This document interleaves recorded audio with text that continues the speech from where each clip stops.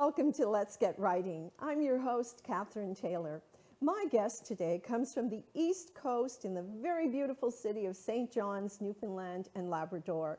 She has a passion for art, for literature and history, and she combines all that into her books. And she is also a very active visual artist as well. Please join me in welcoming Carolyn Morgan to Let's Get Writing. Hi, Carolyn. How are you? Hi, Kathryn. It's lovely to be on your show. Well, it's so nice to have you. We've had a few chats leading up to this, and I'm so intrigued by your passion for your books and for the historical elements that you weave through them. So I want to just start by asking you how you're feeling, because you have your third book published. And how are you feeling about that? Well, it's a wonderful thing to have any book published, but to have three is just special. Very special. And I feel that in your stories, you weave in so many interesting elements. And let's get into a little bit about your inspiration. And I have the book here, Secrets Between an Ocean and a Sea, which is your most recent one. And in there, you've brought together a couple of countries. Just tell me a little bit about your story without giving anything away, and how you came to Okay, yes, write I it. don't want to give too much away, but we live on an island, and Jamaica is an island. So the title is The Ocean, the Atlantic Ocean, and the Caribbean Sea. And island people, to me, have always had a lot in common.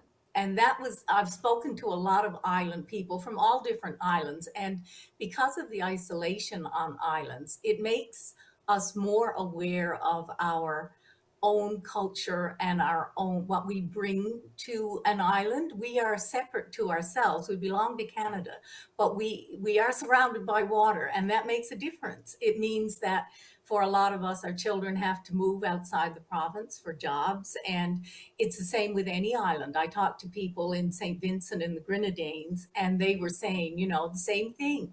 Their children had to move off the island to find jobs. So when you get talking, you really understand that there's a lot of similarities. And Jamaica was the island that I chose to write about, because I have a history with that, in that my father lived in Jamaica for 9 years. He was trade commissioner there with the Fisheries Board. And I lived there for 4 years of my life. I was actually born here. Mom and dad came up on leave for about 6 months, and during that time I was born. So I actually born in Newfoundland, but then they went back to the island of Jamaica, and we stayed there until I was 4 years old. You know, I, Well, I'm I really should say we spent a little bit of time in Santo Domingo as well. Yes. nice.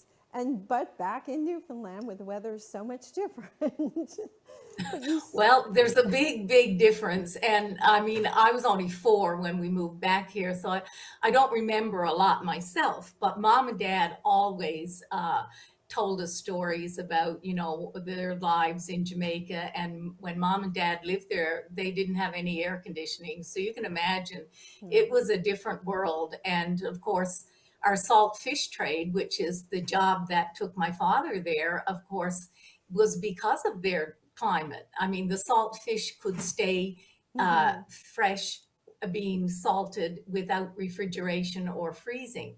So we sold our salt fish to the island of Jamaica, and of course, they sent us back rum and molasses. So we all know about the rum stories in Newfoundland. So they have salt fish. In fact, one of the original titles for the story was Salt Fish and Ackee, because I don't know if you're aware of it, but that is Jamaica's national dish. And it combines the salt fish probably from here and with their ackee fruit. So to me, those two things coming together in their national gift, in their national dish, tells a story in itself. in itself. And it's so interesting. I think your connection to Jamaica and bringing it into this book feels so natural. And yes, but Thank you. I want to, you introduce into this visual art. And so what was your inspiration for the book? I think you should share that. Well, art is always my inspiration for the three books that I have written, because I'm a visual artist, and I was a visual artist. Well, I was a teacher first of English, but then I was a visual artist, and had shows with my visual art. And so, but that is always has always been an interest. So I was inspired. My first book was inspired by the frescoes at Government House that Alexander Pindakowski did. He was a Polish artist. And then my second book, Unveiled, was about the Veiled Virgin. And for people who are familiar with the Veiled Virgin, that beautiful masterpiece in marble that is at the Presentation Convent, that was done by Giovanni Strazza, an Italian sculptor in the mid 1800s, and it came to Newfoundland, and we're so fortunate to have it. And I wanted to write a story about that. And then this particular story is also started with a painting that brings two families together. And this isn't a famous painting, as the other two were more well known. This one is known to me. It was a painting that was in my parents' house, and I always loved it. And unfortunately, and I did put this in my book, you don't always ask the questions you should to your parents, and your aunts and uncles, your grandparents. And because when you're young yourself, you're too caught up in your own life. And it's not till they pass that you realize, oh, I should have asked them about that. And the older you get, the more you realize, oh, I didn't get the story behind that. And so I didn't ask my mother about the painting. Did she buy it at a gallery? Did she how did she come about it? Did she know the artist? And I tried to do some research, and I just went in round the circles. And so it really bothered me. So basically, when something grabs me like that, it just gets around in my head, and I just keep thinking and thinking and thinking about it. And then a story forms. And so this story, the painting it's in my head, the painting becomes a catalyst for the two families in the story, one from Newfoundland, and one family in Newfoundland and one family in Jamaica. And the visit to an art gallery, the main character goes down for a destination wedding for her niece. And she goes to an art gallery because she's an artist. The main character is an artist, and she sees this painting, and she thinks it's the same one that she grew up with in Newfoundland. And how could that have happened? So that's the catalyst. Mm-hmm. And it's so interesting how you take pieces from your life. And I think as writers, we all do that. Things inspire us. And from there, in our minds, we start putting together stories. And it's so amazing. But you have such a nice way of weaving in information with your characters, and it's a very lovely read. I have to say, I'm partway through your new book. I've read Unveiled, which was a wonderful good story, and the first Thank one I you. have an ebook version, so I'm going to go back to that and follow your Yes, adventure unfortunately, backwards. that one is out of print, but you can get it as an ebook, as in Kobo or Amazon. Yeah. And for me, with the inspiration being art, I myself, I'm a very avid reader myself, and I love stories about artists. And so a couple of our writers that I have gone to historical fiction was with Susan Vreeland, who talked about the Renoir in the luncheon of the boating party. That was one of my favorites. It's about Renoir's painting by that name. And Fiona Davis is another writer that I really like her work. And she has written about many of the artwork and buildings in New York.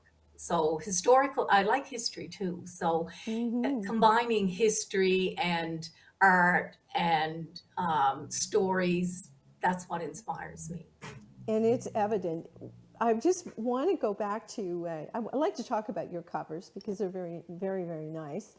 The cover of Unveiled and that statue, there's such a story behind that. And I said to you that it looks like something that should be in the Louvre.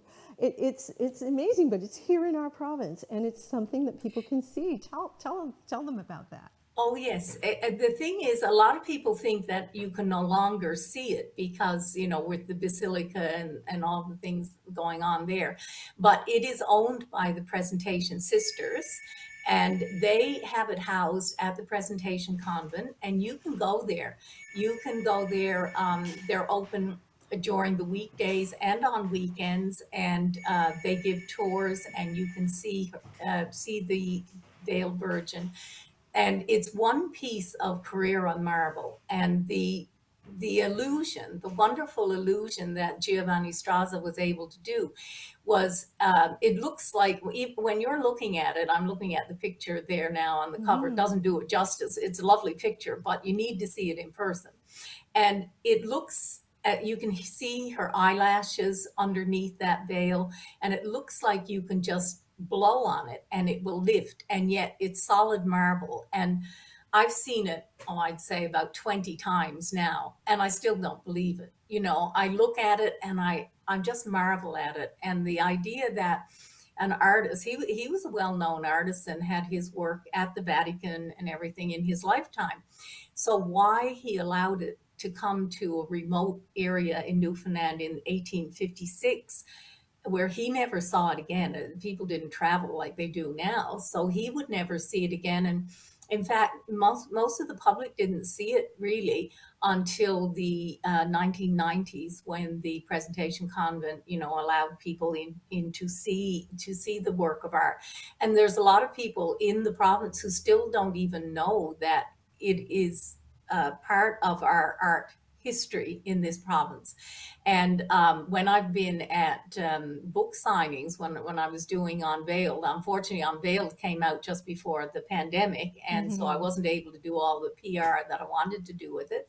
But with Unveiled, even since I've been doing new books from signings for my new book, people have come in, and I've had Unveiled on the table as well. And people have said, that could they still see it? And some people, I was there at in the beginning of September at a book signing, and a couple said, we just came from the Presentation Convent. They were so excited that they had seen it, and they were amazed. And of course, they wanted the book. So that was good. And the story behind that, it is a novel, but what I do, if there's actual pieces of history that are reality, I put that in the back of the book so that people can know what is embellished and what are the facts. So people can understand that it's poetic license or artistic license to put different things into the book, but the facts are there, and people can learn from that. And with the first book, the life story of Alexander Pindakowski, the Polish artist who came here to do art lessons with people at Heart's Content. His real story, his actual life story, read like a novel. In fact, if I didn't have the facts to back it up, people would say that would never happen, but it did. So Well, that's an I interesting find one. you open up a lot of possibility to your readers for such things as, for example, I did not know of this statue in St. John. So now it's on my list of what I want to go see. And I've seen Yeah, statues in Rome and Venice, and they are remarkable. But here we have one available to us right here in St. I John. know. So And that was really, I didn't know how the people at the Presentation Convent, the sisters, would feel about me writing that. And I was a bit apprehensive because, it's their artwork and it's a novel, but they've been very, very uh, positive about it. And I think they like the idea that it is now, my book has actually put it out in front, and more people are aware of it. And I make sure that when I'm at book signings and that, I let people know that they can go on the tours and still see it today. And it's interesting that a lot of people outside the province know about the Veiled Virgin sculpture more so than Newfoundlanders ourselves. In fact, the cruise ships that would come in to St. John's, a lot of Americans in particular know about it, because the veiled figure was a figure in history for sculptures to do. It was sort of a rite of passage, I guess, for a mhm. sculpture to try to create this illusion of the veiled woman in marble. And there are many examples of it throughout the States and in Canada and obviously in Europe. But to me, I've seen pictures of most of them, but none of them compare to this particular one. So we are very fortunate here to We have are. it. It's quite remarkable how it's done, I find I'm compelled to go see it because it's hard to think that the medium is marble and to have this. I But know. And this is the illusion. Yeah. yeah, and It's then amazing. you were inspired by that. That was the first thing you discovered, and then you learned about the characters and wrote your stories, which I will let people know there's elements of love in there, and Oh, along with the definitely. history. Well, I figure when you put young people together or people of any ages, something's going to happen at some point, especially if they share the common interests. Like my latest one, Secrets Between an Ocean and a Sea. The two main characters, they are main characters, but the man and the woman in that, and there's a love story in there. He's an artist and she is as well. So they are islanders, they have that in common, and they're artists and they have that in common. And that triggers a lot of emotion. And so shared emotion is going to lead to something. Well, it leads to a really great book, three really great books, and I'm so glad that we can share them with people. How about you as a teacher and an educator? It's so evident because of the things you add at the back of the book to make sure we have all our facts correct. We know where you've Yes. taken license with the stories. But you've always been inspiring, and as an English teacher, educating children, and I'm sure you would have great words of advice to writers who want to follow in your footsteps. Well, I had to learn myself, to be a writer. I mean, I taught English and creative writing, so I wasn't a novice to writing. But it's different when you go to send something to a publisher. While I was still teaching, I taught high school English, and I had put a short story in the Arts and Letters competition here on the island, and so I won an honorable mention. And my friend said to me, "You should send that into a magazine." And I never really thought about it, but because of her prodding, I did. I sent it into Canadian Living magazine, and they actually published it, which was amazing to me. And I never really thought that would happen, but I think a lot of it was timing. You need to, if you're writing, you need to know who who your audience will be first, and so you're writing to that audience, and also which publishers would publish the type of book yours is, because it's no point if I want to go to a publisher and they mainly publish science fiction. Well, my book isn't that, so I'm just wasting my time to send it to a publisher like that. But with Flanker Press, they're when they started off, and still to this day, they're very interested in Newfoundland culture, Newfoundland history. And my first book, well, the first two really are very much based in Newfoundland history, people who lived here in the province and who are part of our documented history of the province. And because we are an island and a special culture, I thought it was important to preserve that knowledge in a non-boring way. Instead of writing a dry history, this is why I like to be creative. So I like to put the history into a creative fiction so that I can make it as fun as I want to. And I know myself from studying, if there was a story that went with a piece of history that I could relate to a person, I could picture them. And the stories that I read in my history books, the ones that came to life for me, were the ones which had strong personalities in the characters. So and so when I went to publish my book the first time, to go to a publisher, Flanker Press was the one that I thought fit my subject area. And so I would say that to writers, do some research, find out which publishers, look at what your publishers are publishing. So if you write recipe books and you want to go to a publisher who's who's interested in that, or if you write how-to books, you want to go to a publisher who's interested in that. So that, and of course, you want your work to not be sloppy. The most important thing I think for putting in when you are submitting your work is to make sure it's as perfect. I mean, you're going to make mistakes, everybody does, and through the editing process, you will change it a lot. Well, maybe the story won't change, but there's copy editing, but you need to make sure it's as perfect as it can be. Don't send in something sloppy with spelling mistakes and paragraphing not right. I mean, you're just wasting the publisher's time, and you're also almost insulting them in a way. If you are sending something into a publisher, it should be as finished as it can be. And if you have trouble with spelling and paragraphing and the documentation of your writing, then it's worth it to get somebody to do that for you. I know a lot of writers, before they send their books in, I mean, I had a background in editing, so I did a lot of it myself before I sent it in. But for a person who doesn't have that, they can pay someone, or somebody in their family may be good at that. So I go to my family. My sister, Joanna Goss, who's also a writer, she's my first editor. I don't mind sending her a copy if it's a bit rough, because, well, she's my sister, so she's not going to be too hard on me. But she's not just saying, oh, it's wonderful. She'll say, you can't say that. That's really dumb. That doesn't make sense, And so every writer needs that. You need someone who's going to be truthful, and someone who's going to say to you, I think that's a bit far-fetched, or can you lighten up on this? You really need that, because you get wrapped up in your story yourself, and therefore you can't, you don't know where to go with it then.